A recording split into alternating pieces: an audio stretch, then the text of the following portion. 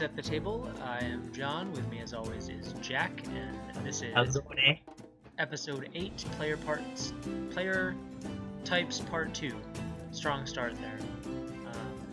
Audio listeners, never fear. YouTube viewers, we are not streaming video today due to some technical limitations. But we are here to talk about player types in tabletop role-playing games, and so that's what we're going to do. We have gotten the habit of doing this thing where we talk about what we've played in the past 2 weeks. So do you want to go first? Have you played? Yeah, so I played my 5e game. I am playing a Smurf Neblin bard. I'm kind of the de facto party leader, and she was up to her regular hijinks of terrifying people and trying to double cross other NPCs, and I'm just waiting for my DM to get sick of her noise and just kill it off. Because every time he assigns us a task, or we're basically working for the town guard, but my character would really like to just double cross the town guard and start her own like criminal syndicate. Oh, nice. Neutral evil character, right? Yeah. So that's kind of what she's been after, and the town guard wants us to start up a fighters guild to train up more fighters who might potentially be town guardsmen. So my character is taking that as an invitation to recruit a brute squad. She could use the Fighters Guild as a front for her thievery. Yes, that's kind of her goal. That sounds cool. So we'll see how that plays out, or if my DM is gonna has other designs for the party, and we go in a different direction. But that's where she's headed right now.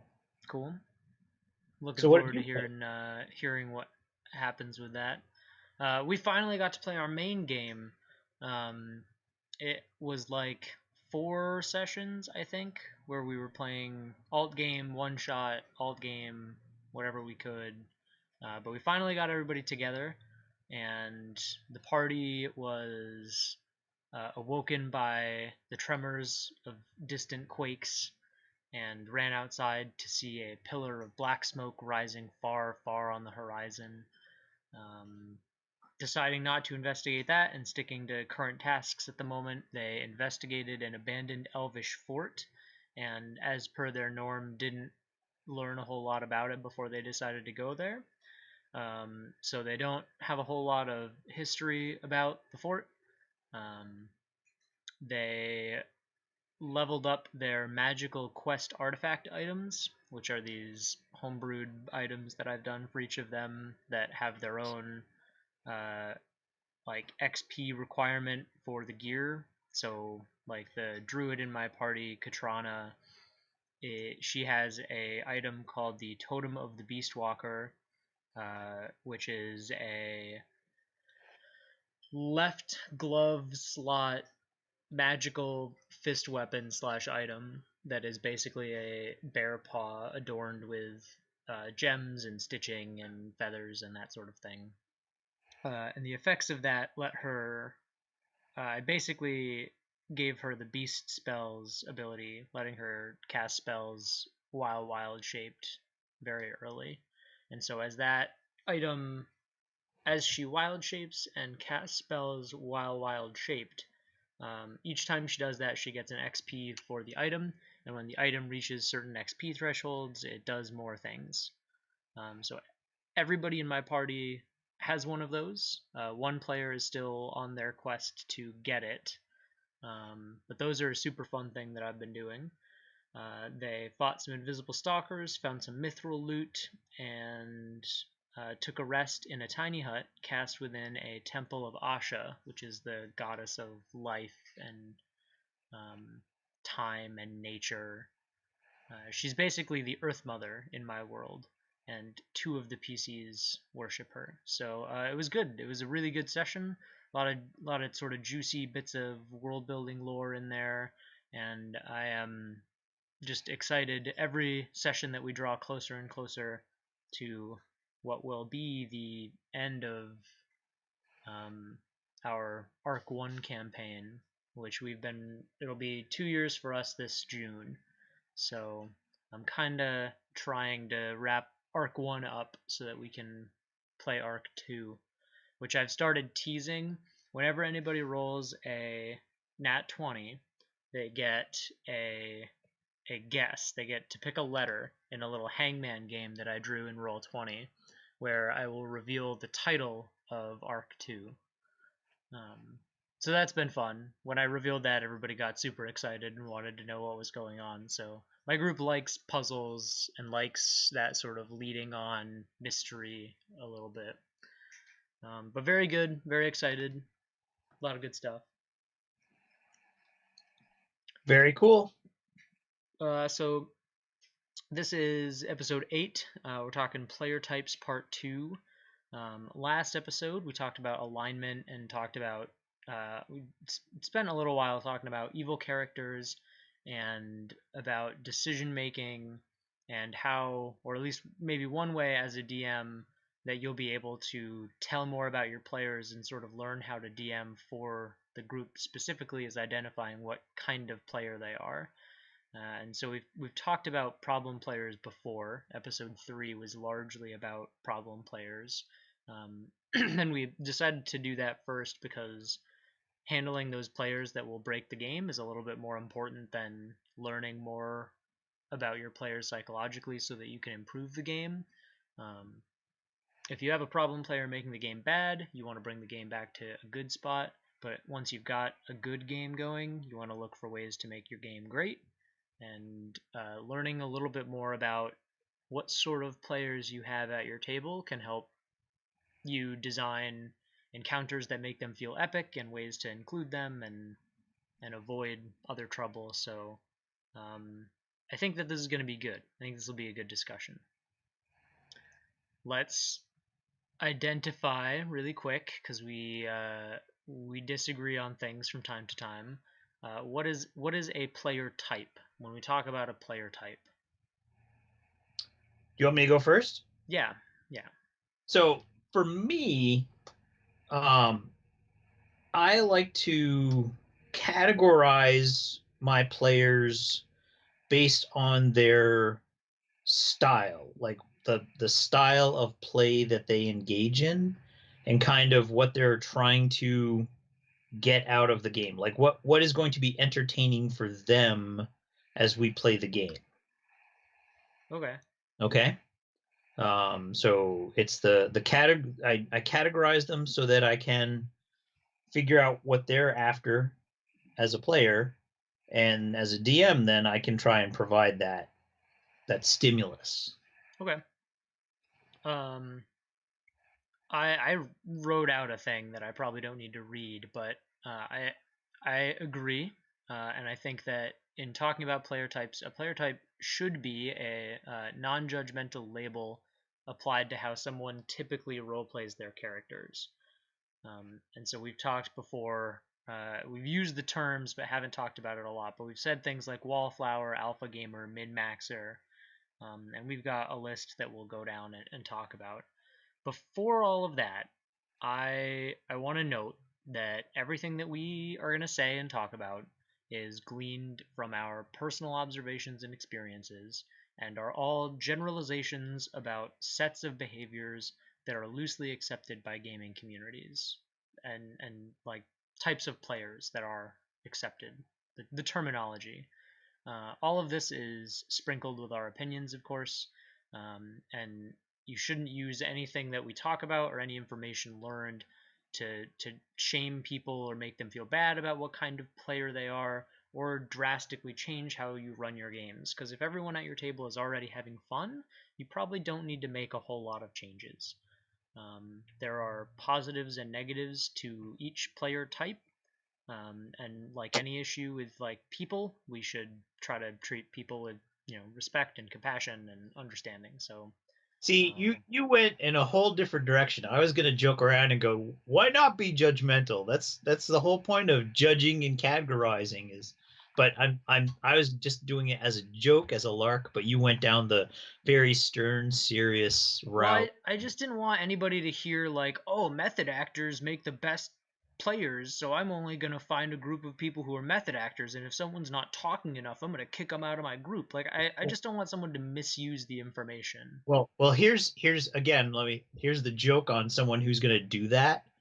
That these are archetypes of players, and there's very rarely ever one person who is exactly one thing.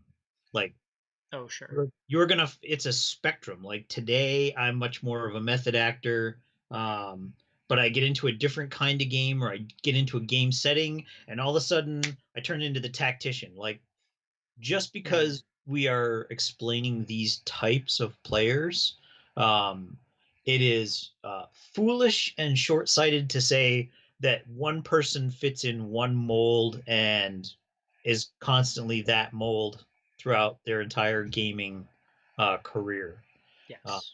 Even within the same game, even within the same player character, people will shift from one of these to the other. It's very fluid. Even within the same session, I've seen. Oh gosh, yes, Yeah. absolutely. Yep. Um. So that all being said, I started with our first one, method actors. Oh, Uh, thank you, because that's me. I was gonna say you identified as this last week, so I'm gonna let you take the head on this one. You got the template there? I do. All right. Well, Well, go let's see ahead. here. Oh, there it is. Uh, so why is it called the method actor? So, That one might be a little self-explanatory, but well, I don't know. I mean, you're the go theater ahead, guy. explain it. So an actor, and if I get it wrong, you've got to tell me, because again, you're the theater guy and I'm not. That was high school theater does not count. But a method actor assumes the personality and characteristics of the character they are playing, right? So if you read any kind of Hollywood biographies, or you follow entertainment um, news or media, you'll hear that so and so is a method actor, and I can't name a method actor off the top of my head, but um, they're the folks, like actors, that'll do their own stunts. They get into character, and then they spend their time as that person. Is that Okay. close enough? Yeah. Yeah. People Okay. who maybe a layman version of that definition would be people who really get into role playing. Sure. Yeah, your method actors are the folks that are at the table to try to think and be and talk and feel like someone else. Hmm. Um, Which, and I'm gonna jump in just because you mentioned it not more than a moment ago. Since this is a spectrum, anybody who plays D&D has, at least 1% method actor in them. yeah, 1%. I think, right? You want to sit down at a table and pretend to be somebody else. So you're doing that at least in action, if nothing Well, else. unless you pick a character archetype that matches your real life personality, right? Well, even then, your character may have different motivations and backgrounds Motivations and that and kind of stuff. But I've seen that too, and we'll talk about those folks a little bit later on. Um, but yeah, your method actor is much more, they're about the character and getting to the root cause of the character's feelings and emotions and motivations. Um, and so that's the method. so if I'm DMing, why is it a good thing that you, someone who identifies as a method actor, is at my table? What are the pros of being a method actor? The pros of the method actor is that they are going to give you a much more immersive game. Um, and yeah, so we'll stick with pros, right? They're going to give you a much more immersive game. If they're playing a dwarf, um, right, they may fake a Scottish accent because for whatever reason most dwarves are thought to be Scottish, or or that kind of, with the Irish brogue or that kind of thing. They're gonna pick actions and interact with NPCs based on their character's archetype. So if like I said, I'm playing a Snurfneblin bard, and she's mean, and she is from the Underdark, where she was an accountant in a drow noble house. So um, she's sassy and she's sharp and she threatens people. And sometimes she makes good on those threats and she scares the party members. She scares the other players, and sometimes she even scares me, because it's like, in real life, I would never skin someone else to make footwear. Right, right. But my character thinks that's a perfectly good response to being double crossed. You have to have a pretty high degree of self-regulation to not fall into that character too hard.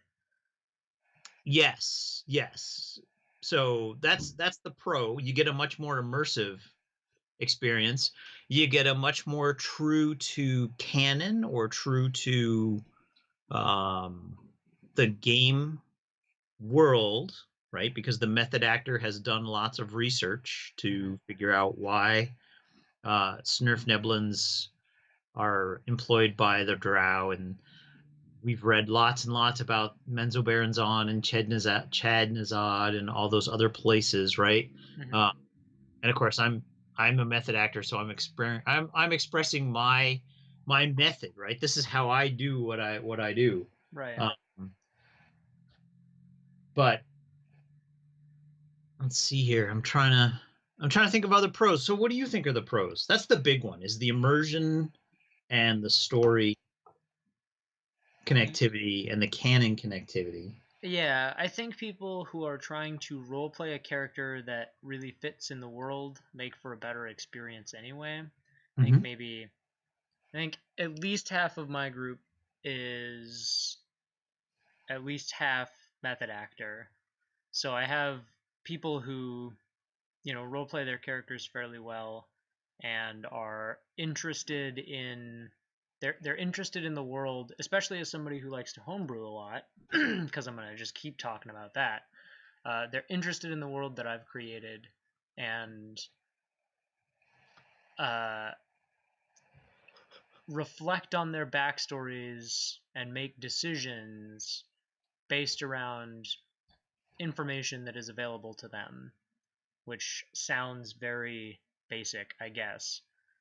But I like that, because some people who sit down to play D&D don't really necessarily care a whole lot. They just want to feel heroic and slay a dragon. They don't care that their father knows this elf in a faraway town who was friends with a map maker and hit a stat. Like, they just don't, you know. A compelling story is perhaps more compelling to a method actor than somebody else. So I appreciate having them at my table. Okay. So what's the downside? I think sometimes people can get carried away, and this, uh, I think when method actor players do this, they start to sway from method actor to spotlight hog. And if they are really engaged with something that's going on, or you are DMing a portion of their personal quest and they are consuming lots of table time, perhaps taking it away from other players, um, that it I don't think it happens a whole lot, but it's something to be aware of. Um, And I think maybe another thing that makes it a little tricky as a DM is sometimes those players who you expect to be doing things in character will say something and then be like, oh no, I didn't say that in character. And you're like, well, okay, not like you, but all right. Um, so sometimes smart method actor players may weasel around some things sometimes, but I'm also not a DM who is okay. Everything you say is a thing that you're doing in game. Um, So I'm comfortable with that, and I trust my players. But in a newer group or a lesser well-established group, you might run into that.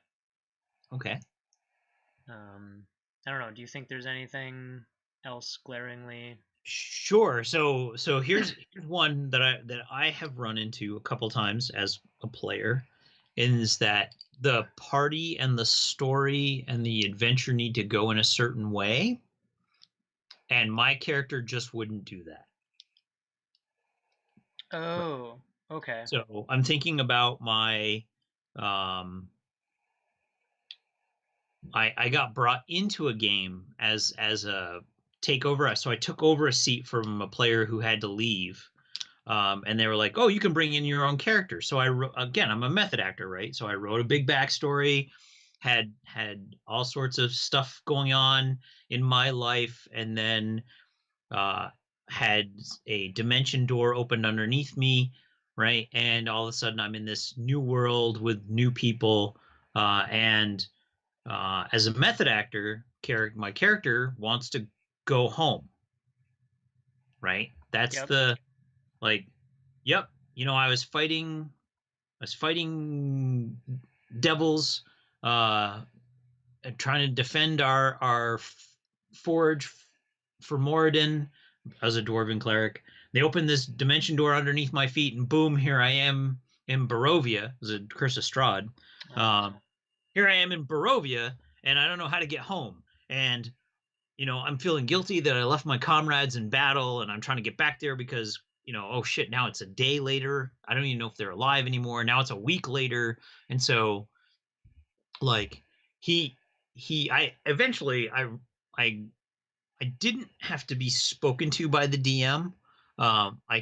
Having DM'd myself, I started to pick up on the cues from the other players that, like, oh yeah, the dwarf's going to rush us along. It's like, no, not today. You know what? That battle's over. It's been a month. My comrades are either made it through and they're alive, or they're dead, and they don't know what happened to me. They're probably feasting my death as we speak. So I'm going to settle down and stop being such a jackass. But that was a con. Like, my player would be doing this. My player would be having these things. And then the other thing too, as a DM, we talked a little bit about evil players, but I've thrown my poor DM for a loop, um, by not actually fighting the adversary, but again trying to, like we Oh, were yep. talking about, like trying to double cross people, or try to.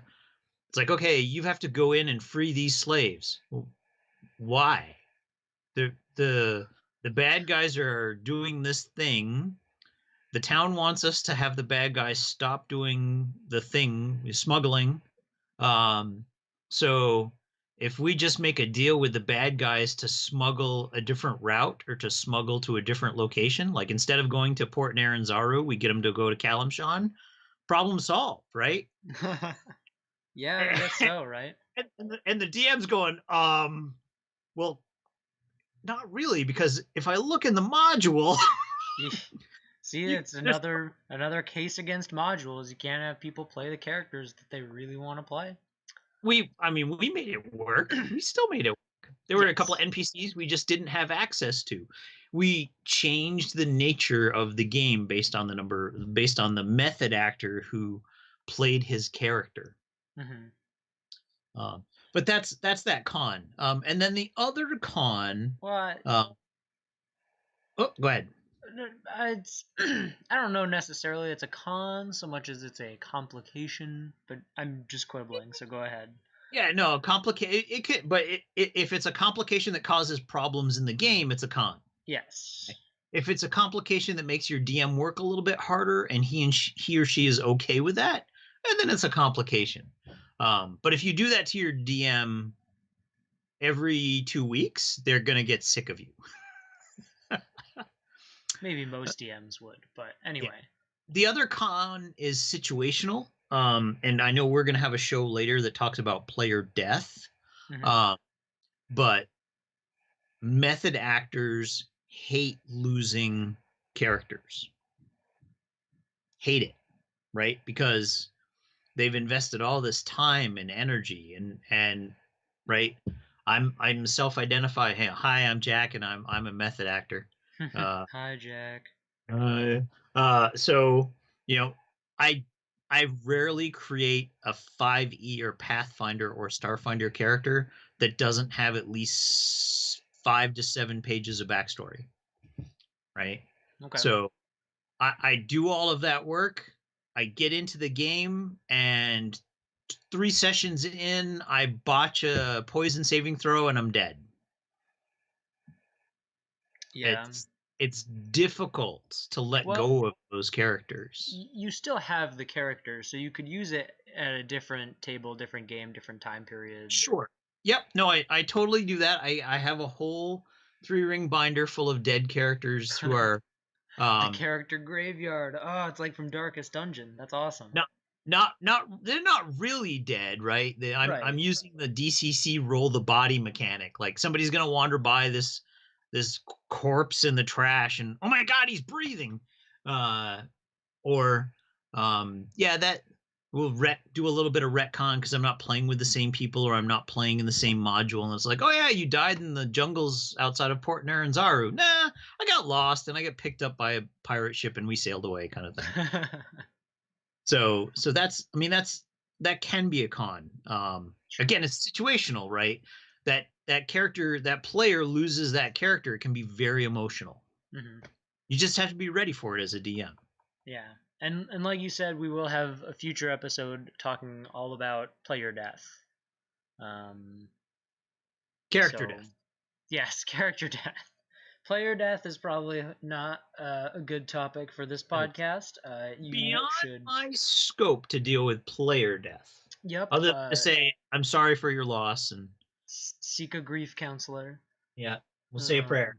Um, so method actors. I think that sums it up for now. Sure. We can always jump back to it if we have other thoughts, but for a new DM or for a DM looking to figure some stuff out, I think we gave a good little bit of info there.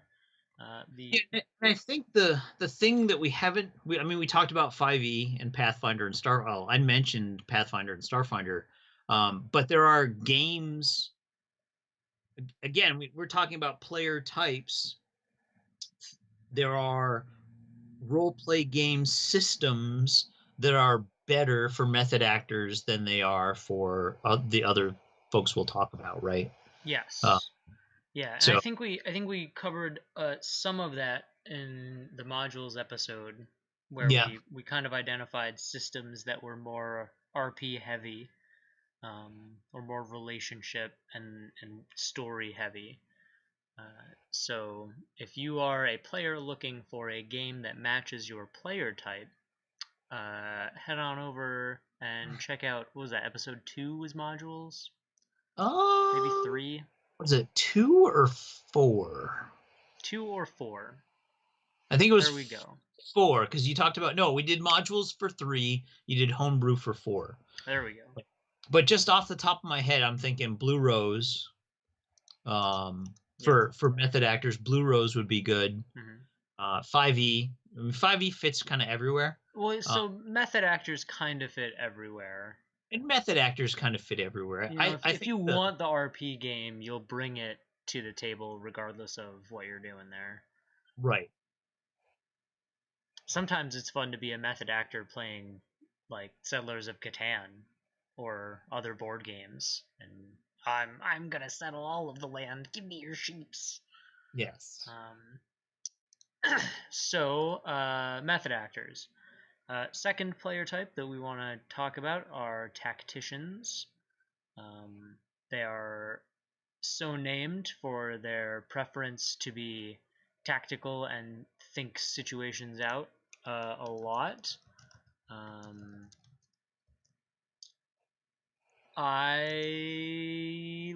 I DM from a very tactical standpoint, I think, and we haven't mentioned at all that there are DM types because I don't know that there are because you kind of have to do a little bit of everything as a DM.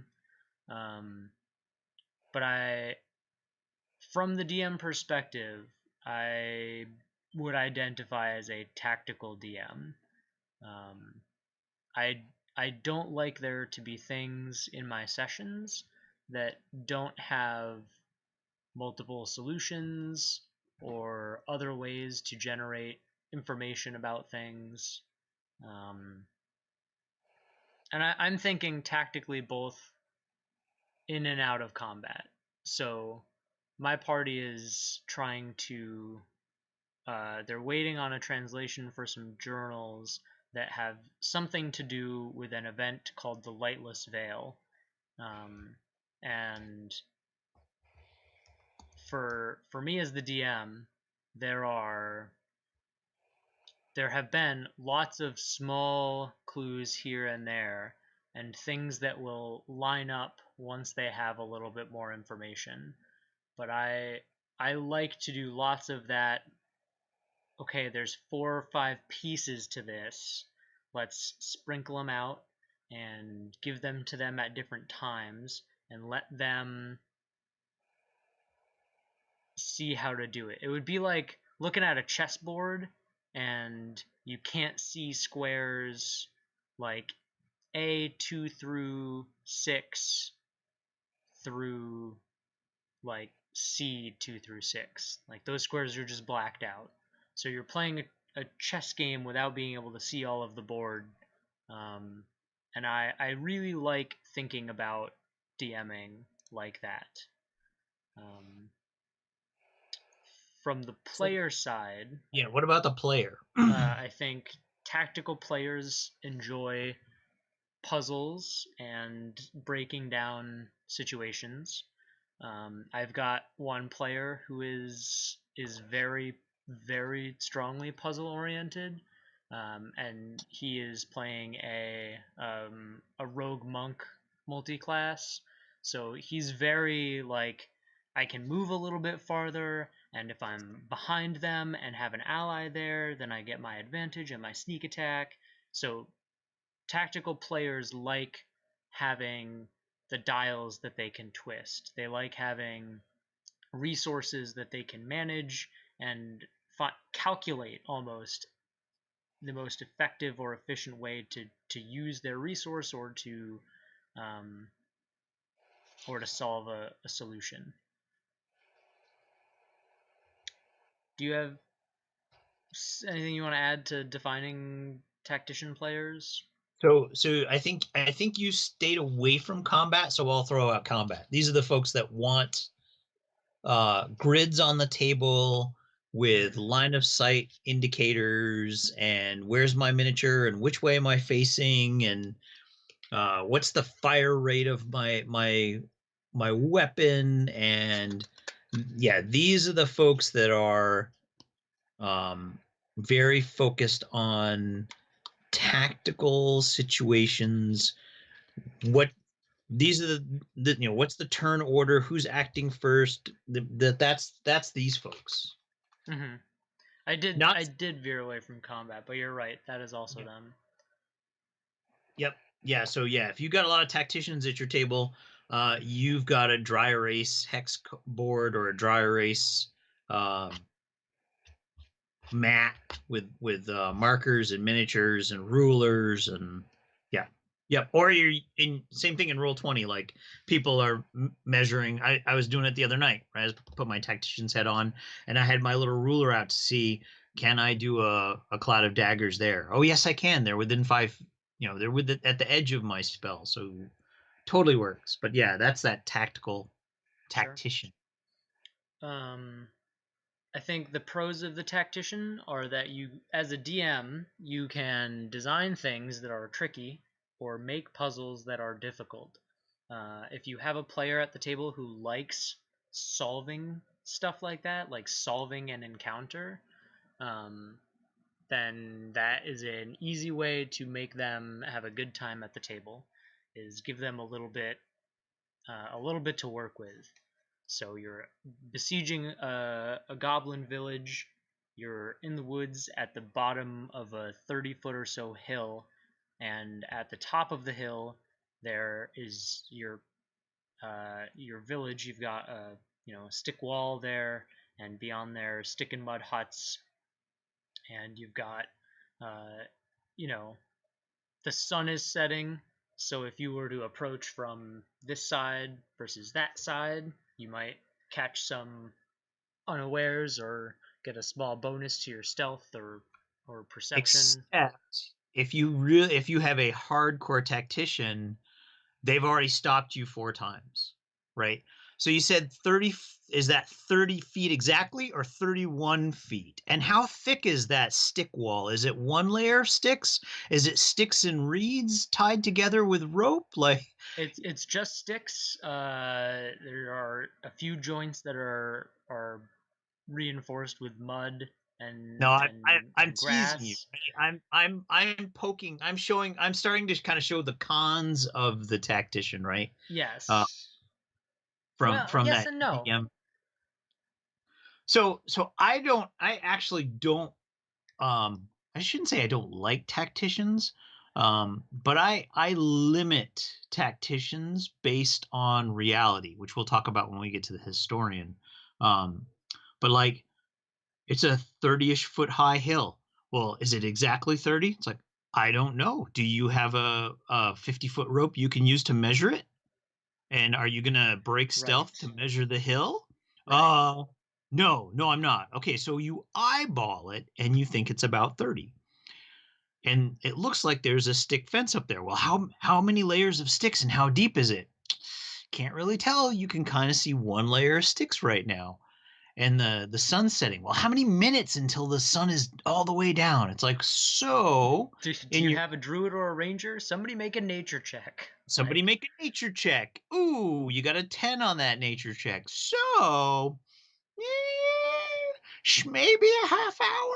Like that's where you get into your con for your tacticians because they're going to start to ask for very specific details that might not be readily apparent or uh, or in the that situation. or that might not super be necessary, because whether it's 30 feet or 31 feet, when you say I want to move up to the top of the hill and do a perception check, your DM will say, all right, well, you move to the top of the hill and roll your perception, or you move to the top of the hill and your movement runs out and you're not quite at the top, you'll have to wait until next turn.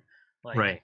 it tacticians can slow the game down a little bit, asking for stuff that they could have found out if they just did the action in the first place.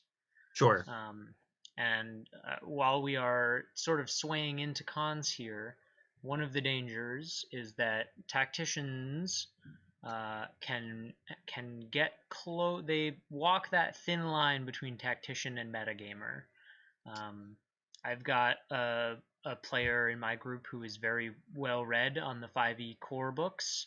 So if I present, um, I don't know, if I presented a Behir to the group, I actually am not sure if that's a core book or not. Um, at any rate, if I present some monster like a Behir to the group, that player likely knows that they're immune to lightning damage, but he does a very good job of not metagaming and would still do that. Back when he was playing his Tiefling Barbarian, he used a Hellish Rebuke on a creature that he knew was immune to fire or resistant to fire, um, because he was like, well, my character doesn't know that, so I would still do it. Which is really nice. It's nice to have honest players like that. But if you've got that tactician who is it is it 30 feet or 31 feet? Because if I throw my dagger, if I move 20 feet and throw, if it's 11 feet, I'm at disadvantage. So I need to know so that I can have advantage for it. Like, But I'm throwing downhill, and you said it was a 4.7% grade. So if I do the yeah, physics, yeah. it's like no, you're If killing me. if you want that, go play what, Original Traveler. Original Traveler or Yes. T5 has lots of physics in it. Yes, there Lot are, of physics. again, there are systems that will cater more to the type of player. We've done the systems talk, so I'm trying to keep us away from that a little Nope, bit. that's fine. But Um, mentioning one or two is okay. and and your tacticians, in addition to being a metagamer, sometimes those are your rules lawyer, right? Oh yeah, yep. Yeah, we can do rules lawyer next. So, although I think the rules lawyer that's one of those that people will phase into and phase out of. Like when they're trying to do something and the rules support what they're trying to do, man, they wait, that's a bonus action, and I get to do a bonus action and a move and a full action and blah blah. Yeah, okay, fine, do it. But then when it's like, wait a minute, the bad guy's gonna get you didn't disengage, the bad guy gets an attack of opportunity. Oh, but it's dark. Doesn't he get it with disadvantage? It's like, wait a minute. Yes. Are you the DM or am I? Who's wait, you were just hitting me with that rule book and all of a sudden you can't find it? Yeah. But yeah, the rules. So the rules lawyer is somebody who that's called that because they will stand up at your table and say, "Wait, I object." They can be good. All of these have good and bads. It can be I mean, nice to. I love having a rules lawyer at the table because then I don't have to be very. I mean, yes, I have to be up to speed on the rules as a DM, but it's hard to keep every single rule active in your head. Oh, of course. And when you skip one, like disengage and or concentration spells, it's like, okay, I punch that guy. Oh wait, he's casting a concentration spell. He's supposed to make a saving throw. That kind of thing. They're nice to have at the table. They get annoying when they make everybody play by the letter of the law all the time, because that slows your game down and creates group tension. Like right. the DM is the agreed upon arbiter of the rules. So even if it's not in the rule book and the DM says it, that's what it is at your table. Right. And having somebody there arguing it doesn't help. I rules lawyer a lot of the time when we're playing board games. I'm the DM for most of the tabletop games that I play, which is fortunate because I rules lawyer when I play tabletop games too. I had to turn it off at one point when one of my buddies was running the alt game because Dark Mantles do need to maintain concentration on their darkness spell. We won the fight, but mechanically there were some errors. But I didn't want to rules lawyer it because I try not to do that. Did people have fun? That's the question, right? Yes. Yeah. No, it was a good session. Yes, you're right. Exactly. That's what matters. We all had fun. It was a good session. If I had died from it, I probably would have said something. Sure. But it was all good. And we covered cons of rules lawyers, slowing games down, creating tension and issues with group dynamics. Sometimes the DM is also like, I don't want to say that I fudge a lot of things, but there are things that I will adjust a lot per situations. And if somebody was a rules lawyer at my table and really wanted to mess with the game, they could do it constantly because I fudge little things here and there and make stuff up because it's my own universe and I can do that. Sure. So as a DM, if you have somebody like that at your table, it can be a little harder to homebrew and a little harder to follow rule of cool. But they can be useful. Hey, you just have to. I mean, it goes back to what we said in probably episode 2, is open communication with your players is the easiest way to solve a lot of these problems. If you have someone who is rules lawyering and that is slowing the game down, or other people are starting to get tense about that, you can just take them. It's like, hey, let's take a walk for a minute, or can you join me in a private sub room in Discord? Man, you like, I get it. You know the rule book cold, and everyone's super impressed with your rules knowledge, but people are you like slowing the game down. Like, help us out, help a brother out. Mm-hmm. Yep. And then if they're like, nope, it's not fun unless everyone's playing 100% of the rules the right way, then you're like, eh. I mean, that's why we don't play Monopoly anymore, right? Yes. Because Well, I that's one of found the the reasons. rule. I found the rule that said houses and hotels have to be built in a certain way, and they're a finite resource. And you don't have to build hotels. So as long as you build 4 houses in the proper order and just stop, you basically log jam everybody else who's trying to build houses and hotels. Yeah. And you make the game over quickly because people are like, either buy a hotel or I'm going I to stop don't playing. want to play anymore. I'm not buying a hotel, so you forfeit and I win. Yep. Which is why Monopoly is not my favorite game. But anyway, that's rules lawyering. Do we want to move on? Yeah, yeah. The next one is the wallflower. Um, I'll jump on this one because I have run games Yeah, for yeah. lots of new You, people. you jump on that. I'll just wait over here and I'll comment maybe later. Okay, you be our model.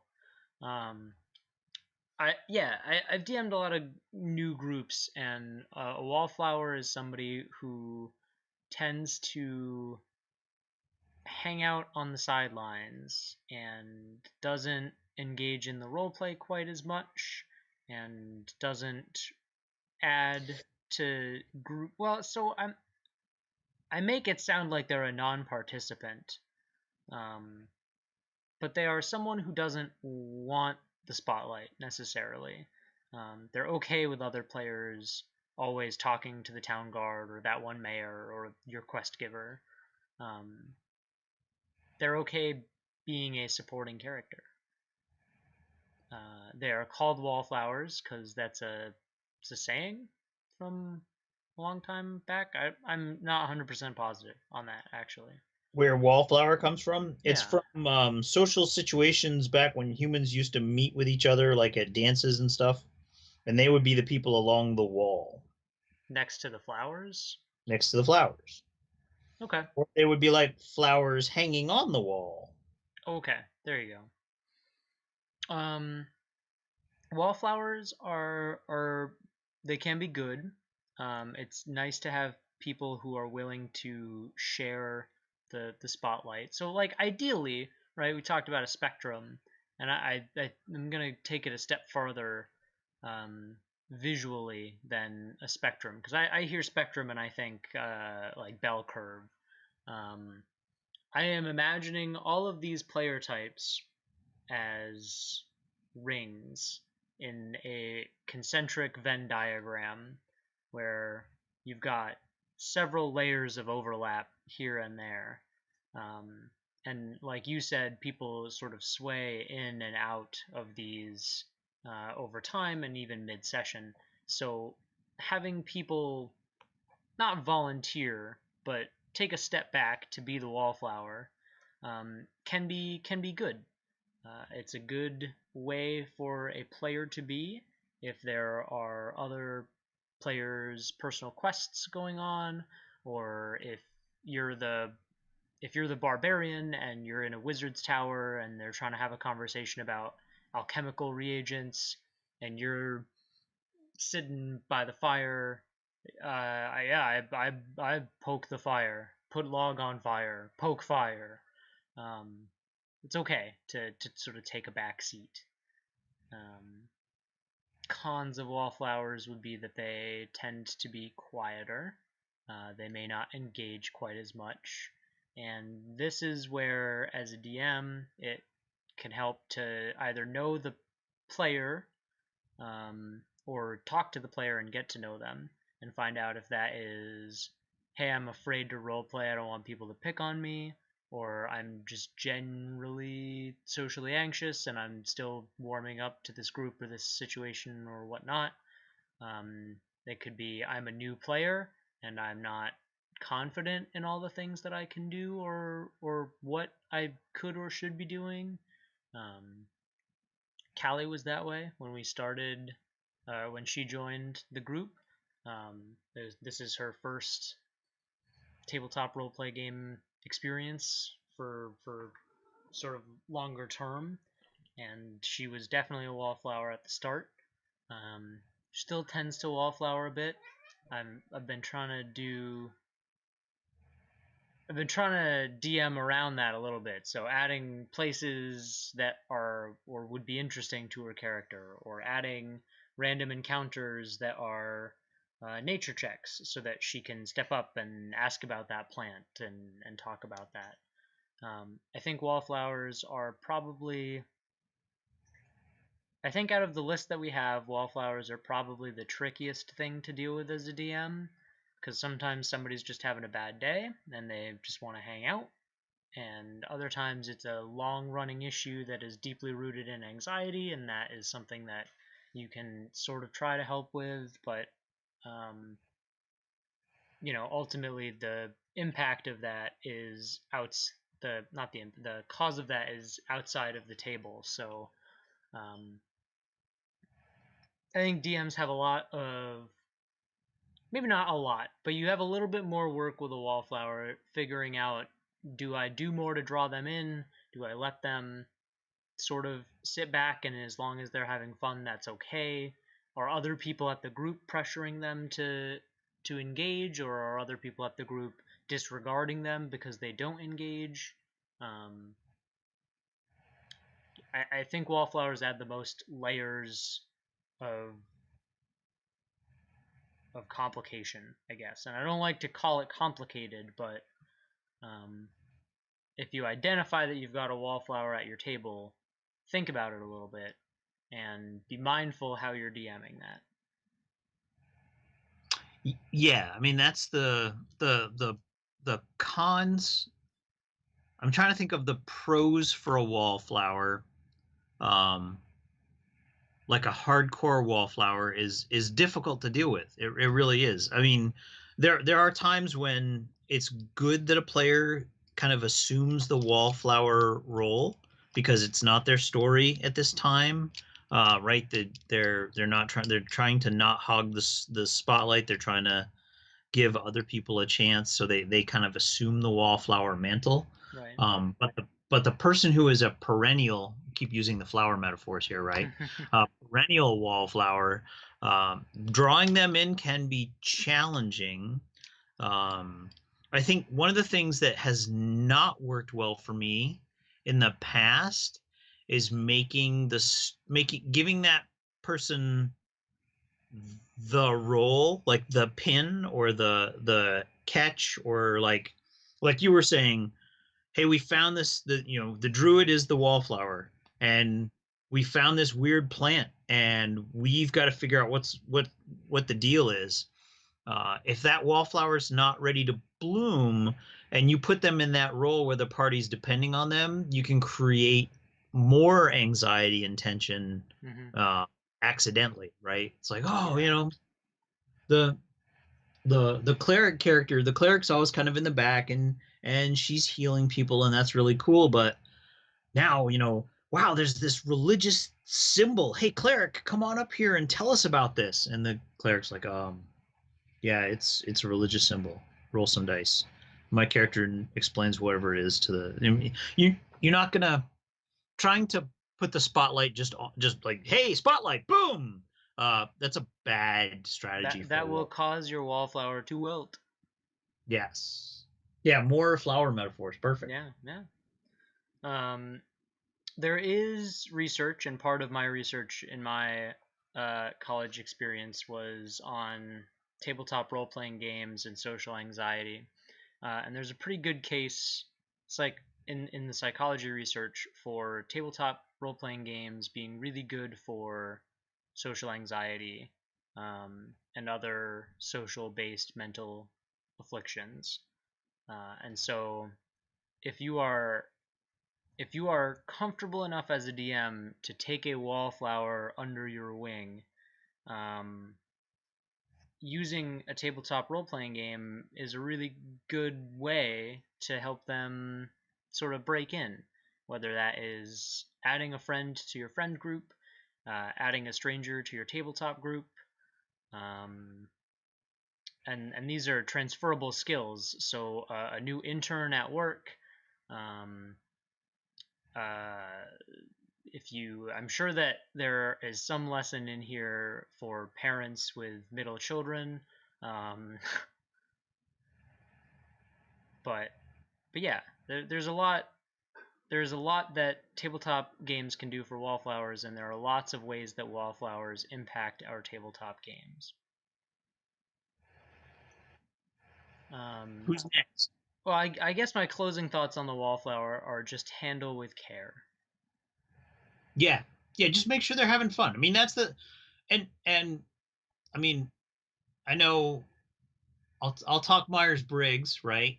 Sure. The personality structure, right? Believe it or not, I'm an INTJ, right? I am super introverted. So all of this social distancing, I am all about the social distancing, right? Stay the hell away from. I am part of that club, brother. So if they're just quiet and they're having a good time, like they're having a good time. Yes, I mean, that's the other it's thing too, okay to be right? a wallflower. Yeah, you don't have to try to pull Okay, them off the right. wall. Right. Don't feel like you need to get these people involved. Now, I'm guilty of this because I was just on my phone. But there is the distracted player who is not necessarily a wallflower. They behave like a wallflower, like they're not paying it, but that's a whole different. And I think we talked about that in episode 2, the Yes. distracted player. The wallflower, I think, is different. Yeah, there's it's all sort of the mindset of it. So if you've got a player who's on their phone or isn't engaged because it's somebody else's story, then that is different than somebody who isn't engaging because either your character wouldn't, or that player isn't comfortable, Right. or somebody else has the spotlight and they're comfortable with it. I think there are lots of acceptable reasons to be a wallflower. Yep. All right. I'm sick of saying wallflower over and over again. So historian. So let's grow away from the wallflower. Let's let that idea go to seed. Sorry, I keep doing the plant stuff. Plant. I'm so sorry. So let me talk about the historian. Yes, right? Please do. So the historian is very much. I kind of put them in the same general close in that Venn diagram you're describing. They're closer to the method actor. They may also be close to the tactician, but they are looking for historical accuracy, linear connection with canon. So I've done this to my DM, right? We're talking about Drow, and as you know, I'm a huge, right, R.A. Salvatore, Ed Greenwood, Lisa Smedman fan. It's only episode 8. You've only talked about it 8 times. Right? I've even cursed in Drow on one of the episodes. But so he's like, so you're gonna meet somebody from a Drow noble house, and I was like, awesome. What house? And it's like, oh, it can't be that house, because if we're playing Dale Reckoning 1638, Ched-Nazad the city has fallen, and he's like, Jack, just shut the hell up. Right. But that's your historian, and we see this in 5e, right? Because 5e has a very rich fictional background where there are lots of fantasy authors providing lots of canon. We see this in other games. You see this in Traveller, right? Traveller has a very detailed historical account of the Third Imperium and the fall of the Third Imperium and Mega Traveller and so on and so forth. Like, there are games that have these very rich and detailed canons, and the historian just sucks it up and loves it, right? Also, the historian, depending on what, and you'll see historians pop up when you're playing, and I know I'm not supposed to call it Cthulhu, like games that are based in reality or quasi-reality. World War II games, Wild West games, Vampire the Masquerade. If you're playing Vampire the Masquerade in the 1990s, right? Historians are all over like, hey man, the cell phone. You got a pager. You don't have a cell phone. It's like, oh yeah, shit, I don't have a cell phone. I'm gonna use my laptop and hook up to the internet. It's like it's 1994. You got to dial up. They're like, oh damn, that's right. I have to dial up to the internet. So that's yeah, oh yeah. But that's your historian. Now the pros of that, which again, right? I outed myself as a method actor. Hi, my name is Jack, and I'm a serial historian. Hi, Jack. The historian brings to the table that rich connection with the canon, and again can help with immersion and to get other folks who are not necessarily historically minded or all that wrapped up about the canon to give them a little bit more color and flavor for the game that they're playing. Word. Now the cons, right? Well, you mentioned one of them already. Oh yeah, the cons are that they are strict adherence to things that have happened in the canon, right? And same thing. I go as a DM or a GM. I go back to that tactician idea that I talked about. Like, so my character is gonna do this thing. It's like, well, in this day and age, your character wouldn't do that. Or it's like, gosh, we got to get guns. We were trying to buy guns in Call of Cthulhu. We're playing 1920s Call of Cthulhu, and the guy's like, oh my god, we have to go buy some guns. And I was playing with some folks, not Vermonters, right? Because here in Vermont, there's a gun store every corner. You just go down to the local gun store, you pick it up. Yep. And I said, well, it's 1929, so if you pick up the Sears and Roebuck catalog, you can order a Winchester 30-30 or several different types of revolvers. Oop, cut out there. Oop, hold on. And they looked at me and they're like, "Hey, you oh, am I still cutting out? You're back now. I'm back now. Yep, Sears and Roebuck catalog, Winchester 30-30. Okay, so it's like it's 1929, fellas. Sears and Roebuck catalog, you can buy firearms from the catalog, and they were like, what? It's like, yeah, as long as you've got the cash, you can buy that. And they're like, well, what about the background check? And it's like, fellas, it's 1929. That doesn't exist. The National Firearms Act won't get signed for another few years. Like you can buy machine guns through a mail order catalog, and they're like, no shit. Okay, here we go. It's like, unfortunately, you don't have the $74 that you need to send to Sears and Roebuck to get the Thompson submachine gun. So you're stuck with a Winchester 30-30. It'll be here in 2 weeks. And they're like, oh, God, we need. It's like, what about FedEx? It's like, there's no such thing as FedEx in 1929. It's U.S. Postal Service. This is like, but we can air pros and cons all at once. All at once, right? All at once. It brought that immersion to the table, right? But then it also was well, what about this? Well, that doesn't exist in this time period. What about that? Oh, that's actually easier to do in this time period. It's easier to get opium in 1929 than it is in 1992, because and morphine is still legal. Cocaine is in soft drinks. Like, these people don't know what these things are, so they're all kind of wrapped up together. And that's again, it's a balance, right? If you have a hardcore historian who's way interested in history and being historically accurate and being true to canon, you can use them to help your game, but eventually, just like with the tactician, you've got to cut them off at some point so that other folks can get something out of the game. Definitely. Or else it turns into an R.A. Salvatore book club. Right. Which isn't the worst thing, but is not a D&D game. But that's, you don't want to have, like, we're walking through the jungles of Port Naranzaru, It's not Kalimshan. Now Chult. my Chult.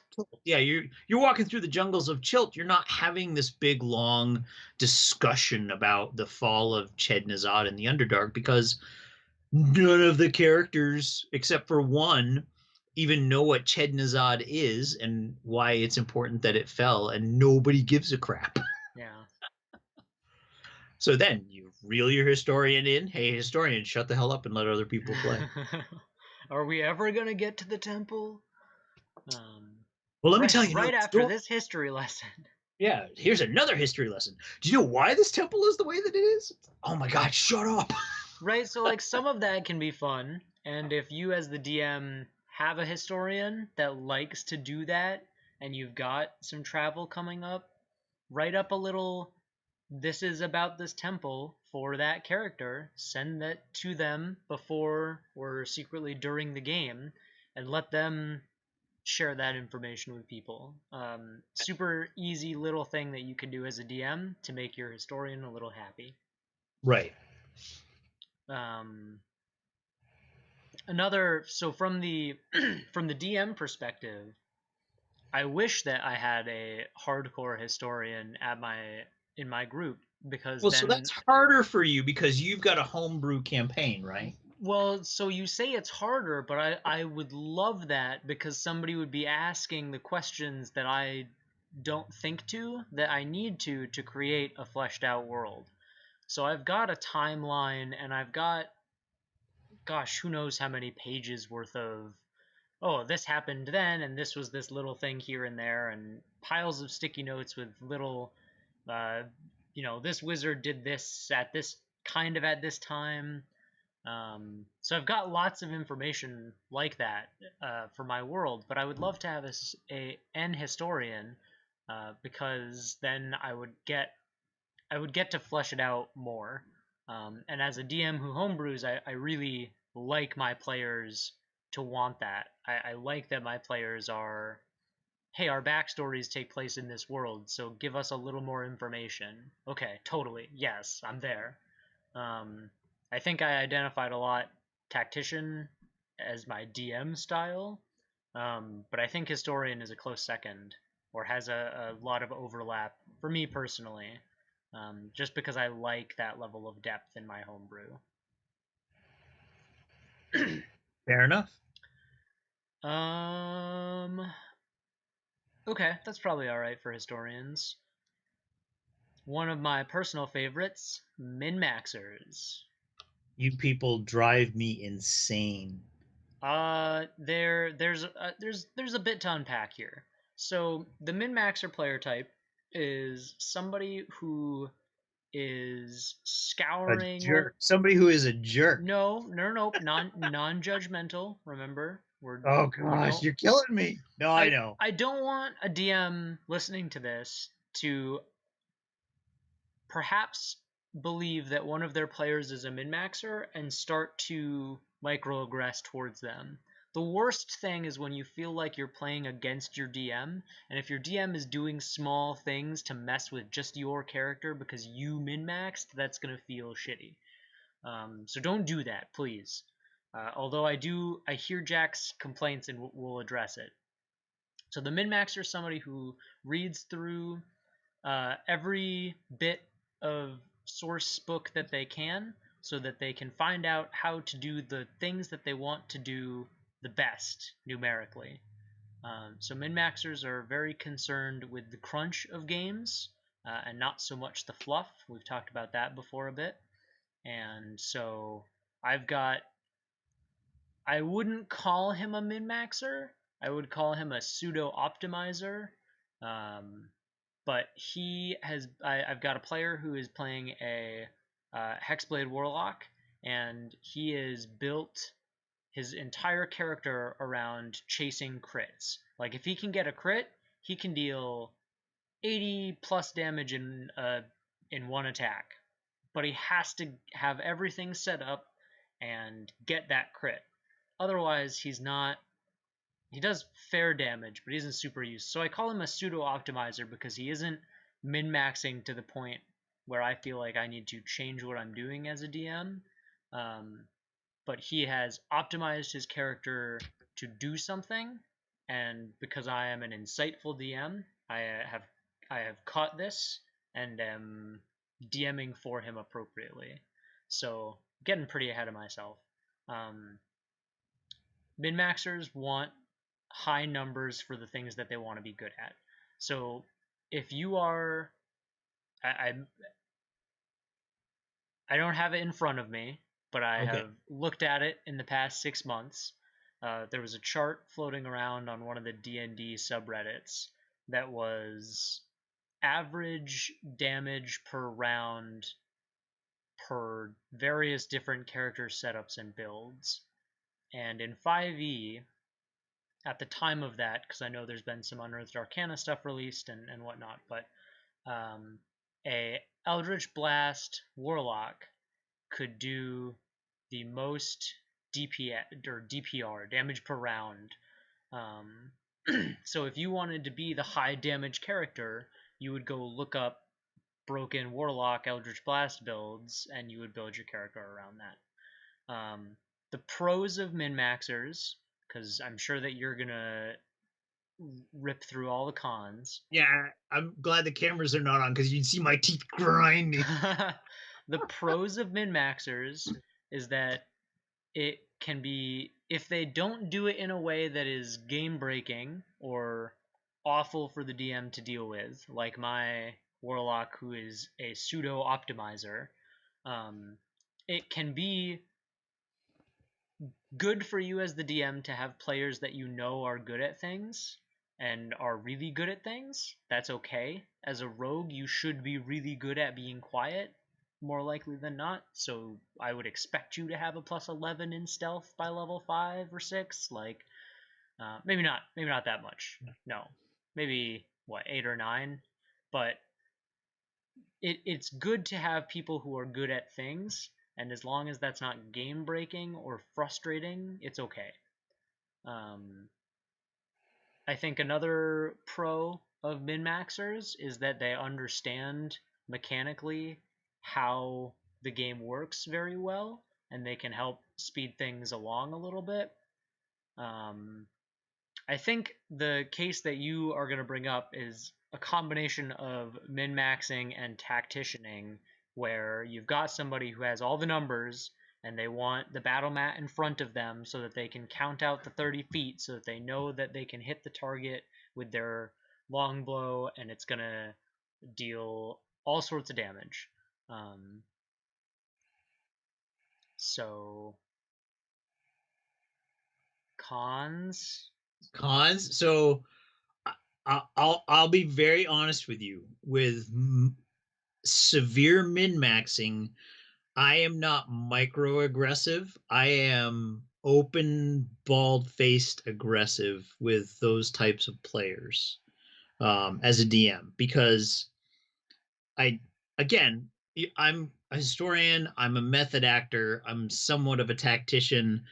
I think the min-maxer character for me, Player. The min-maxer, or the player who generates min-max characters, right? Yes. It is the that bends, if not breaks the game for me, because if you are and I'm talking about severe, not like, okay, I'm a rogue and I put everything I have into dex and stealth and backstab.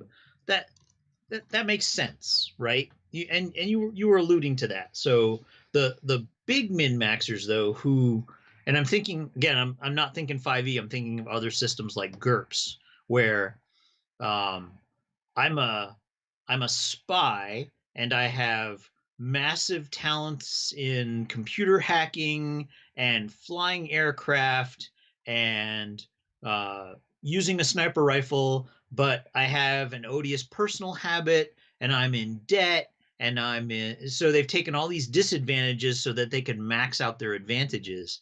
When I'm GMing characters like that, I am not afraid to call them out when they're in a situation that their character would be bad at. Does that make sense? Like, if you and we're gonna get we're probably going to get into this when we get into the murder hobo chaos stupid type player. But that player who has so finely tuned that warlock so that they can deliver the Eldritch Blast, but they have no, well, warlocks have charisma.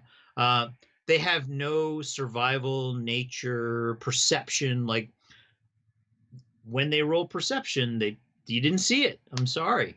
Well, but it's daylight, and it's like, yeah, but you're so busy thinking about all the things you're gonna do when you Eldritch Blast, you didn't, you know, You're you're so busy daydreaming about your Eldritch Blast that you don't see it. or you've Eldritch Blasted so much that you've got spots in front of your eyes, and I'm sorry, you just didn't, you Ooh, didn't see that's a it. good one. Yeah, see? So I shouldn't say that I'm actively aggressive against min-maxers. It just role play, again, as a method actor player, what makes sense for that character, right? And even if you look at archetypes from Appendix N, if you look at like I'm rereading Fafford and the Grey Mouser because I friggin' love Fritz Lieber stories. Right? They are not that, yeah, they're thieves and they're scoundrels and they're pretty much rogues, but there's a little bit of magic in there and they've got some personality.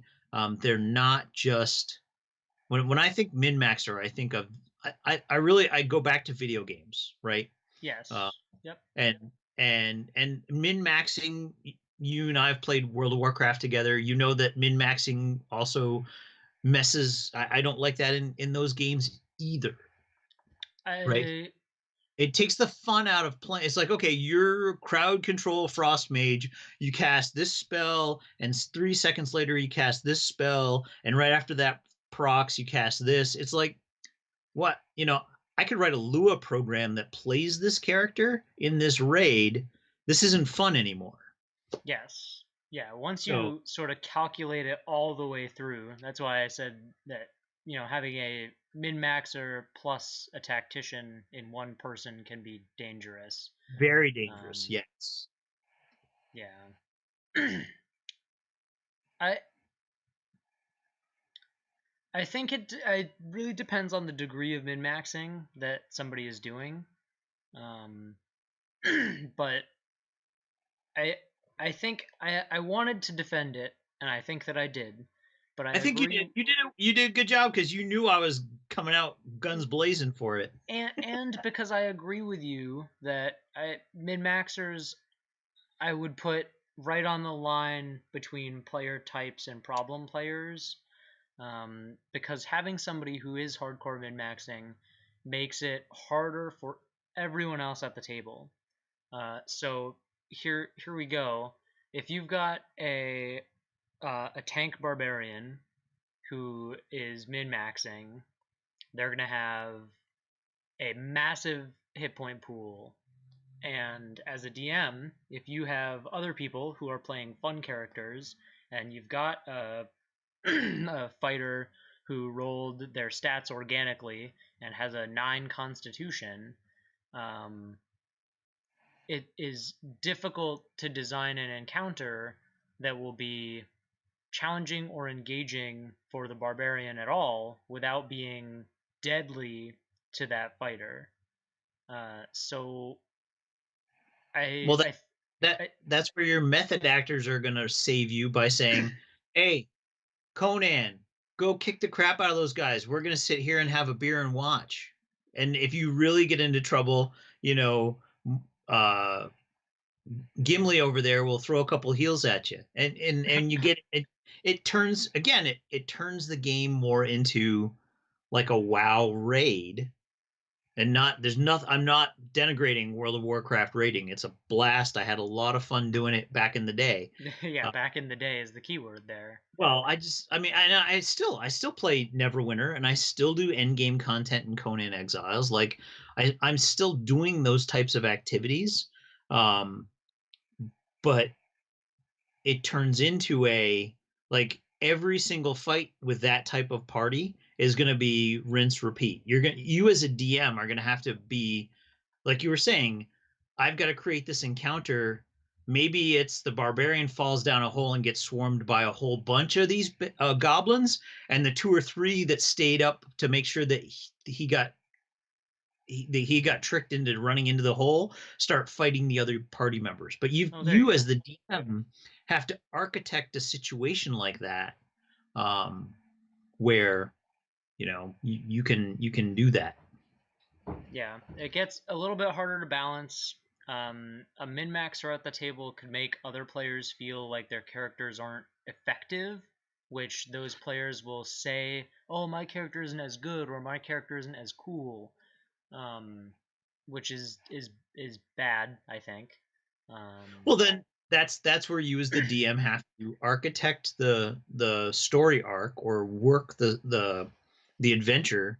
So, yep, it's a smash and bash. The barbarian's been beating the snot out of all of these goblins, and he kicks down the door, and there's a puzzle, or there's a secret door, and he can't roll good perception because he's statted way beyond in other places, and his perception or his religion is just terrible. There's right? there's an intellect devourer all of a sudden.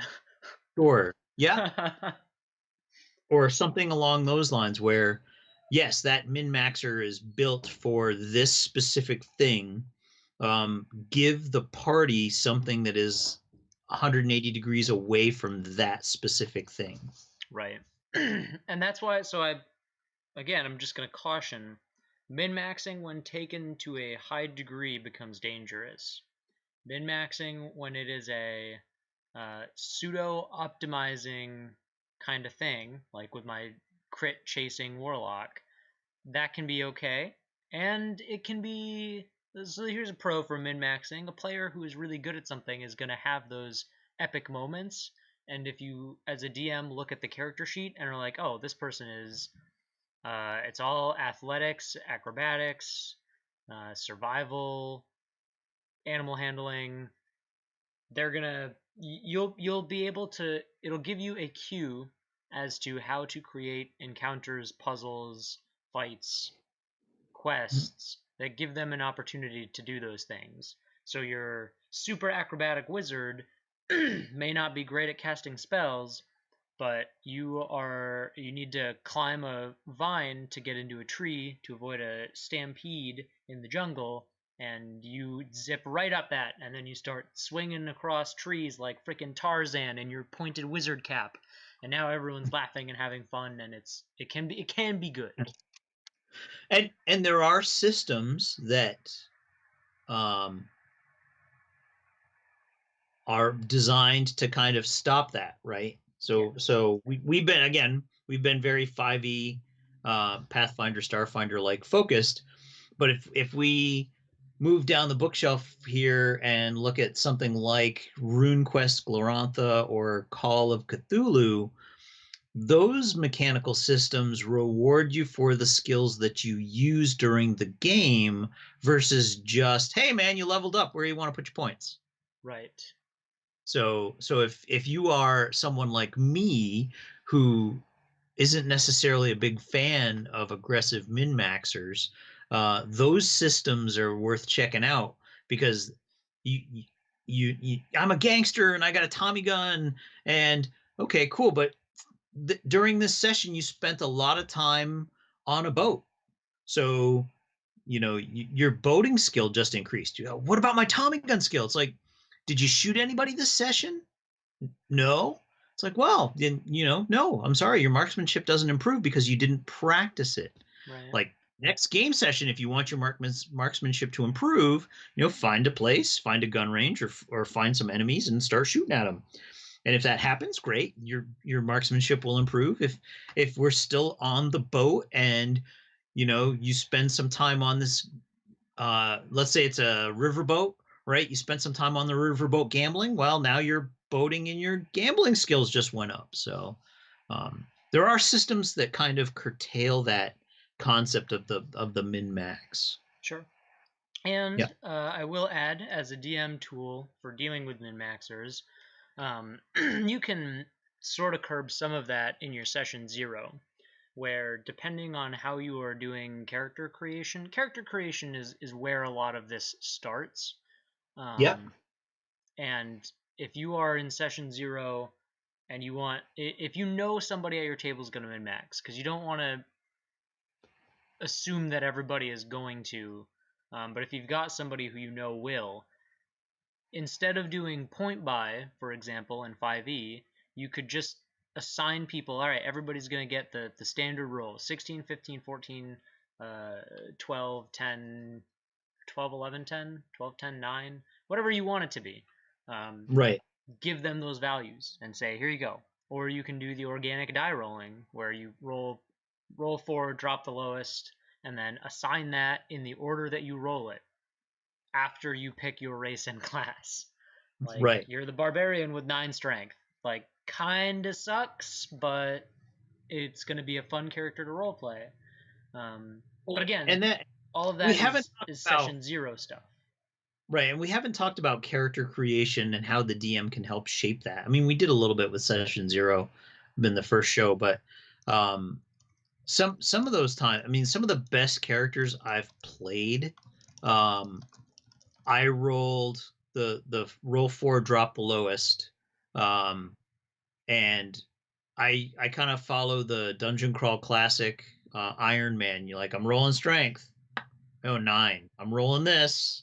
Like, and I think I rolled a 15 for charisma. I had terrible constitution. All the other die rolls were just terrible. And I made this fabulous bard. He was a blast to play. He was a half-orc bard. Since he was such a weakling and so sickly, they put him in the back with the drum to beat out marching cadence, and they put him in the back because they knew he was weak and slow. And it just turned into this really great character to play. Eventually, he got sick of being the runt of the tribe and left, and he found a mentor that helped him into the Bard's College, and he discovered the hammered dulcimer. So he was walking around with a little hammered dulcimer playing music for the party, and it was a blast. He was great to play, but it was one of those, this is how I'm putting this character together. And sure, I could have moved points around and I could have min-maxed him out, but it's the but again, flaws in the characters that make them memorable and different. Yes. Yeah, and if you're super good at the things that you think you need to be super good at, then it's like, nah, It's far more epic when the wizard with a 9 strength rolls a nat 20 to move the boulder because your barbarian with an 18 strength rolled a nat 1 and broke his foot. Like, right. That's Yes, a pretty great moment for a group. And you don't get those if everybody's min-maxing. No, because everyone just rolls, yep, I rolled a 12. Yeah, 12 plus 9, I still hit him. And now I'm going to roll the damage. That's a d12 plus 7. Yep, he's dead. Like, okay, cool. You get into that. Go play Diablo 3. Like, right. Yeah. All right. Yep. Enough min-maxing for now. You mentioned it, Chaotic Stupid Murder Hobo. We introduced this idea last episode when we were talking about alignment. Chaotic Stupid is a endearing term for players who tend to make characters who are chaotic neutral, chaotic good, or chaotic evil, I guess.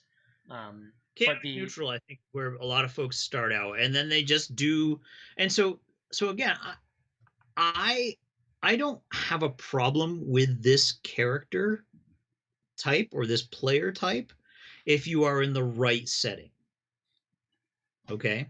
Or if you are trying to make it through Tomb of Annihilation or Curse of Strahd, the Chaotic Stupid Murder Hobo is going to break the game. But if you're playing Portal Under the Stars in Dungeon Crawl Classic, if you're playing any Dungeon Crawl Classic game, man, game on. This is the type of person you need at the table, right? Pointy end of the sword goes into whoever's in front of me. If they have money, take their money, find somebody else with money. Pointy end of the sword goes, right? I mean, I'm being a little facetious with Dungeon Crawl Classic. There are puzzles and there are things to figure out, and it's a little bit more involved than just, kill people and take their stuff. It's more than a what's the card game from Steve Jackson Games? Munchkin, right? Oh yeah, It's a step up from Munchkin, but not very far. it's a Munchkin step. It's a Munchkin. It's a Munchkin step away from Munchkin to get to Dungeon Crawl Classic. But and yeah, the chaotic stupid. I think, and again, this is opinion, and I am not a trained psychologist by any stretch of the imagination.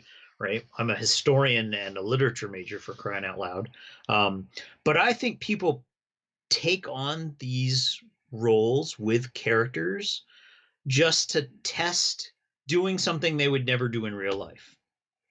Yeah. Right. Yeah, well, that's what I mentioned earlier, that there was a wealth of research around tabletop role-playing games, and there is an article that I've got in my portfolio. I have a section, not a binder, but a collection of selected research articles, and there are a couple in there that are talking about tabletop role-playing games and gender identity, where it can be a safe, acceptable place to try out being somebody different. And it can be an acceptable place to try out doing things that are different. Some of the groups that I ran in my professional career have been for mental health groups. And those are youths, ages 12 to 22, who have emotional regulation problems.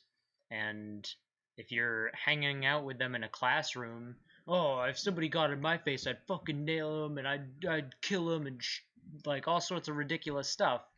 And so if you want to help work through emotional regulation, you can use something like D&D to let them experience sort of the consequences of those actions. And Sure. so yes, I don't like using chaotic stupid as the phrase to describe that, but D&D can be a good place to explore things that you wouldn't do in real life. I mean, that's gaming, right?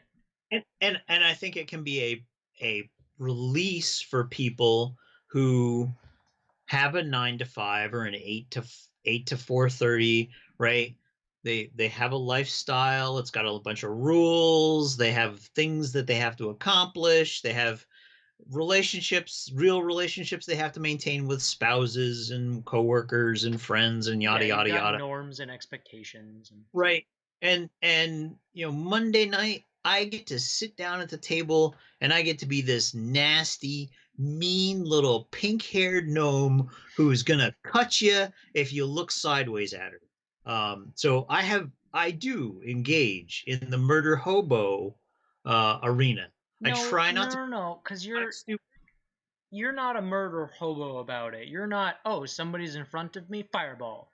You are, your character and you, the player, are intelligent and are very particular and careful about who you stab with your poison before you later sneak into their room and skin their feet. We get it. She's terrifying. Terrifying. But I have played the murder hobo role before. And again, I mean, if you play, and if you, and a lot of people, that's how they start D&D, right? They come to me.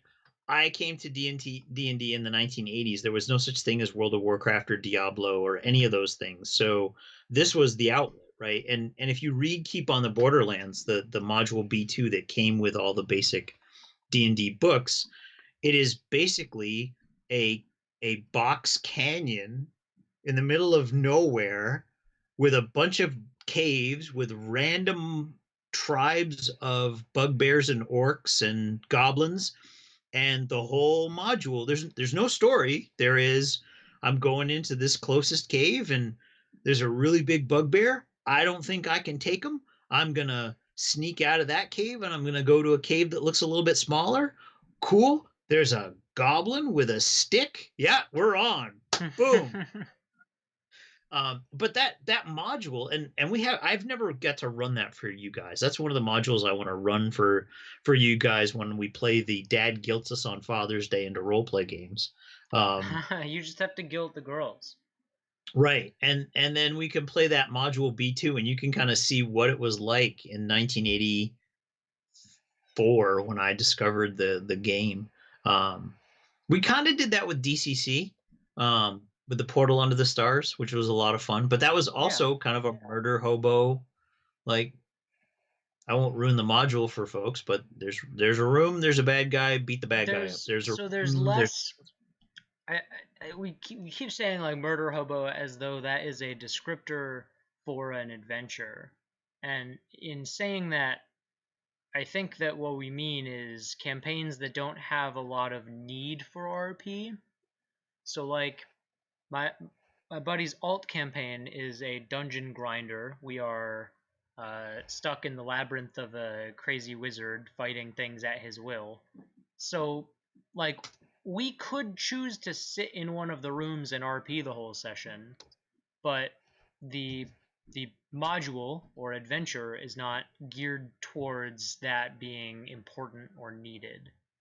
Right. So I just wanted to clarify that. And yeah, we keep talking. I apologize. I keep talking about the adventure being murder hobo-ish. There are players who basically the answer to every situation is violence and loot the body. Right. We just arrived in Barovia. I'm gonna light the village on fire, and that'll get Strahd's attention. Wait a minute. There's like 700 people in that village, and you're gonna leave them all homeless? Like, what do you think's gonna happen? Oh, nothing. They're gonna think I'm the biggest, baddest wizard because I can cast fireball. It's like, well, you can cast fireball. I can cast fireball. After you're out of level 3 spell slots, like, what are you gonna do, buddy? Well, I'm gonna run. It's like, hope you're faster than the people in. Hope there isn't a monk in that town, or your goose is cooked. Right? Yeah, right. But that's So this is the character that is, I don't want to say acting out, but it looks a lot like acting out, or the character that thinks that violence is the answer. The reason I'm glad that you put it really close to the min-max character, because if you get a combat min-maxer, they pretty much fit into this category of like, okay. No.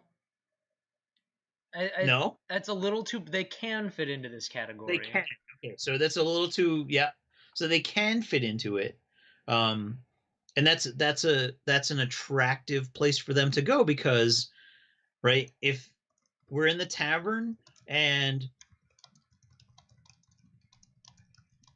the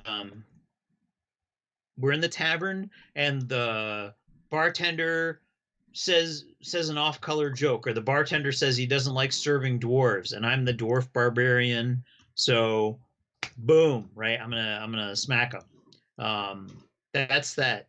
And so for those folks, I think for me as a DM, if it's not acute, right? If it's not every situation is solved with violence, I'll give them their outlet, right? Sure. I'll give them, yep, a couple of muggers come by and they're gonna mug you. Oh, good. Now I can beat the crap out of the muggers and take their stuff. Okay, good. Now we can go on to something else. If it's acute and it's creating problems, same thing I do with the min-maxer. I give them a social situation. I give them a Kobayashi Maru. It's an old Star Trek call out there, but there are a dozen town guards, and the constable is ringing the bell to call out the militia. And there's 3 of you. What do you want to do? It's like, I'm going to fight my way out. You're going to die. Or you're going to get subdued, and then you're going to get put in front of the magistrate, who's going to ask you why the hell you keep killing guards in the town you're allegedly supposed to be defending. So, right. How do you deal with murder hobos at your table? Okay, so this is going to sound unbelievable, but I don't know that I've ever had to deal with one that was creating enough of a problem. And like I said, I worked with with individuals who had these who were closer to murder hobos in real life than they were in the game. Right. And so I think in those cases that was kids who, you know, wanted to fit in and belong and have a good space, but being frustrated and angry is their defense mechanism in real life, and at the table it's not their real life, so they don't need that defense mechanism. So they Right. don't just hit, and sometimes they did a little bit, right? They would, like, oh, you find an axe, but it's frozen to the workbench because you're a mile underground at the northernmost mountain in the world. Oh, I'm just gonna beat on it with my warhammer. All right, you spend a couple minutes beating on it, your warhammer cracks. Oh, all right, fine, I'll stop. Like, sometimes just little hard stops that stop an action, but that don't stop you know, the motivations of the character, right? So that character wants things, they solve problems with their warhammer. If I need to communicate to them as the DM that this is a problem that can't be solved with the warhammer, then I'll do something like your warhammer cracks, or like you said, present them social situations. Like, you guys can talk to the chief of this orc You tribe. dropped out, my friend. Oh, am I still here? Have you got me? I'm gonna keep going because I have the recording on my side anyway. So Oh, sorry. I've got the recording on my side, so I'm gonna keep going. Perfect. Keep going. All right. Yeah, I just lost you for a second. Nope, that's okay. You're talking to the chief of this orc village. You can get some information about that frozen cave you're gonna go into. Or if you want to try to solve the problem with your warhammer, you could fight them, but it's a village of like 60 orcs and you're 4 adventurers, so like, even people who play the murder hobo chaotic stupid don't necessarily want, they're not looking to kill their character. So Right. with a reasonable world, presenting a rational world around them, you can help those players not make decisions that you want them to make, but stop making the decisions that are hurting the table. Right. And if Right. everyone at your table is cool with that and wants that experience, then do it, right? Like we've been saying the whole time. If it's fun, do Right. it. Yes. Keep on the Borderland from Goodman Games and play it and just there you go. So a couple more. We'll wrap these up. Noobs, new players, new characters, new players. Sorry. So new players tend to, in my experience, tend to wallflower more than anything else. Or they tend to go the like complete opposite of min-max, like fun, I guess I would call that. Sure. These are new players don't have a grasp of all the mechanics and all the rules, and they're like, I want to be an orc wizard. It's like, but you get a minus to your intelligence and you get bonuses to strength and career. You should be, no, I want to be a orc wizard. Like, you know, everybody knows what a noob is. Somebody who hasn't played a whole lot of games. Sure. Pros of noobs is that as a DM, it can be a good confidence boost. If you're experiencing some imposter syndrome, then you might play with a group of newer players to sort of help yourself figure out that you really do know what you're doing. They're a good ground for rules lawyers. So if your rules lawyers is throwing a lot of energy, that new player will suck up a lot of that energy, asking questions and getting advice and that kind of stuff. Yep, definitely. You get those players who want to build, you know, chaotic fun characters, and you get to see some things that maybe you don't always get to, or you get a weird party and you have to design some encounters that are kind of weird too. The cons of new players. Oh, go ahead. Nope. I was gonna just throw out the dwarf druid that grows mushrooms. Yeah, there you go. Right. That is allergic to beer. I don't know. Right. Like something like that. Yeah. Something weird. So what's the con? Cons of noobs can be that it can be frustrating as an experienced DM if you just want them to get through your adventure and they are plugging away, looking at things and doing things that don't really matter. If you bring a new player to a table of experienced players, um, it can create a little bit of tension because those players have sort of an expectation of how the game will go. Obviously, talk to players before bringing people in or out. And if you've got a good group, hopefully they are on board with bringing more people into the D&D and tabletop gaming fold. Yeah. Cons can be that they slow games down, they're asking a lot of questions, but as a DM, like you said, if you've got a rules lawyer or a tactician at the table, or even a min-max pseudo-optimizer, they can pull some of the energy from other people, which helps you as the DM keep your energy for running the game. Yeah. I like playing with So new people. I really there, do. John. I'm going to stop you there and I'm going to move you to the next thing because that's what we got to do right now in this podcast. I got to move you to the next topic right away because, you know, that's what I'm here for. So who am I? Are you? You're plugging for alpha gamers. I am plugging for alpha gamers, right? And that's the last one we have here on the list.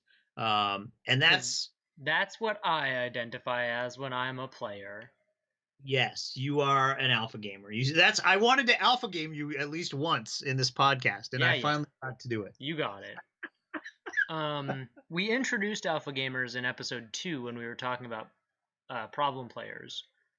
Yes. Yeah. So an alpha gamer is somebody who wants, speaking as one, an alpha gamer is somebody who wants a degree of control or a degree of understanding over the game environment, so much so that they are likely the most experienced or well-informed person at the table.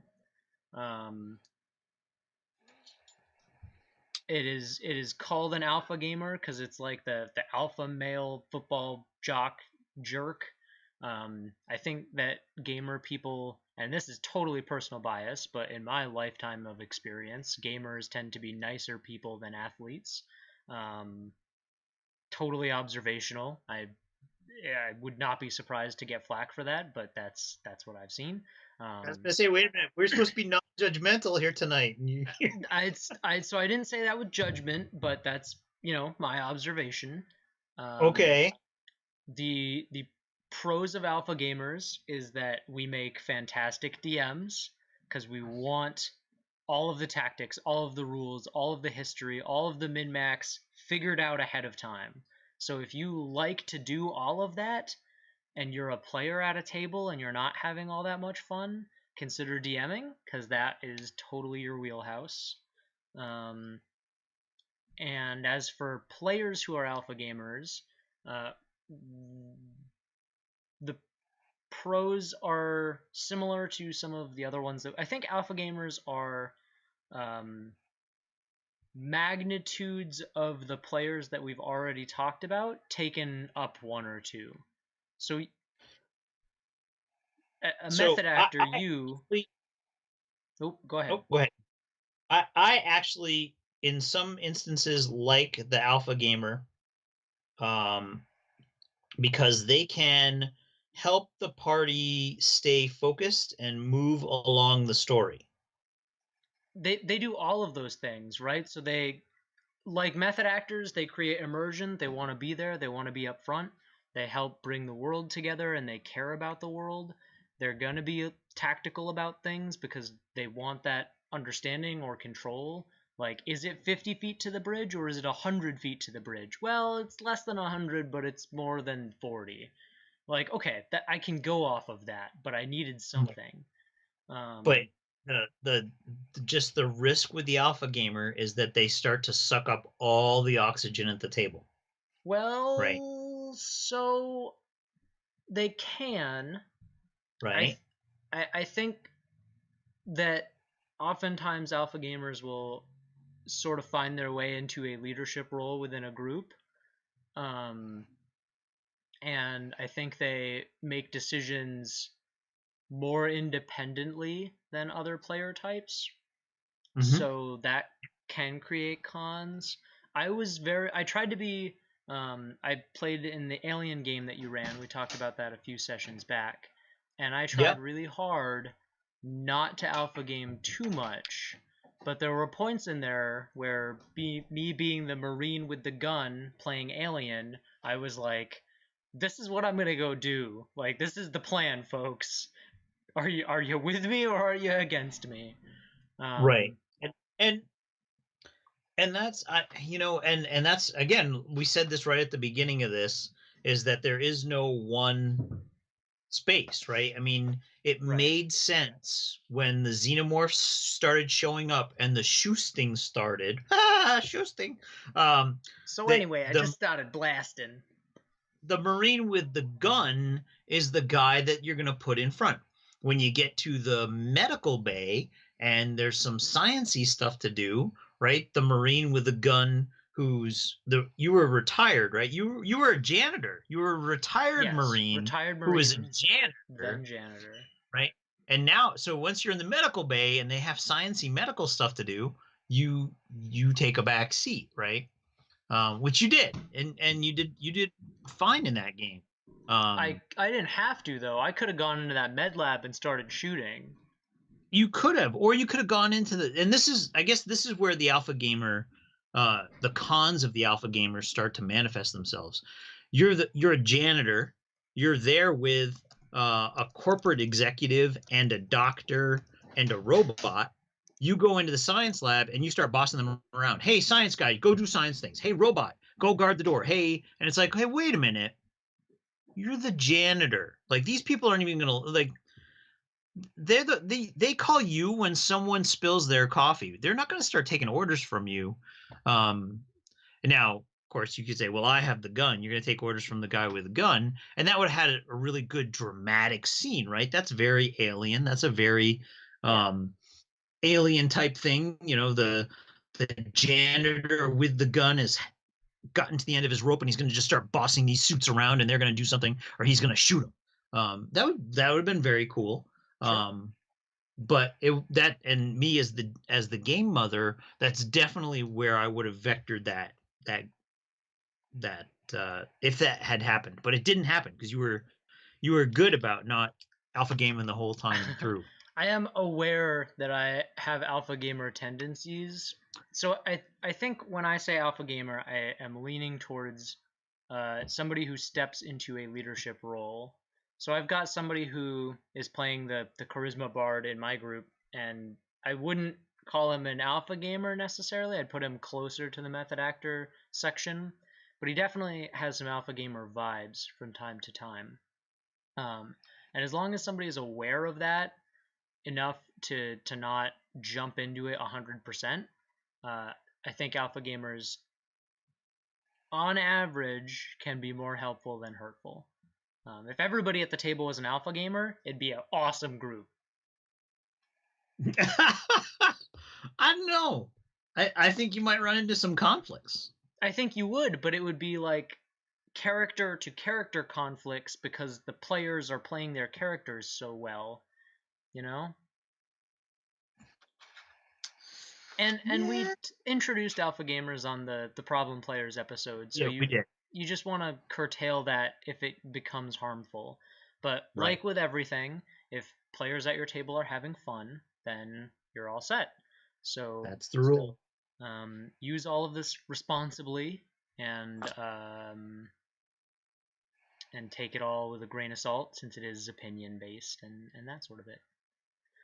Yeah. So, all right. It's been a long episode. I wasn't thinking that we would have that much to talk about, but talking about people is like kind of great and very easy to do. So that's your thing. Yeah, absolutely. Yeah. So if you have any questions about any of these player types, or if you want to hear us talk about a different kind of player type, or talk more about a player type, or if you'd like to just comment on the show, ask a question, have a question read, whatever, that sort of thing, feel free to tweet at us. I am at JMSkoda5, and you can tweet at Red Hoodie Games. And if you are listening on YouTube, please give us a like. You can check out redhoodiegames5.wordpress.com for alternating weekly content updates. I have missed the past 2, I think, due to some adjustments in my personal life due to all this pandemic nonsense. You guys to come. No, but I'm working from home, and I had to figure all of that out, and it's just been a little busy and discordant. Yep. So if you'd like to support us, not that this is a good time for anybody to, but it's a great time to be supported, please go to patreon.com/Skoda. That's SKODA. If you have listened, tuned in, participated at all, thank you very much, and we would love to have you here next time. So that's going to do it. This has been Set the Table, Episode 8 on messed it up at the intro, and I'm messing up the outro. At least you're consistent. Yeah, right. Set the Table, Episode 8, Player Types, Part 2. We'll see you next time. Good day, eh?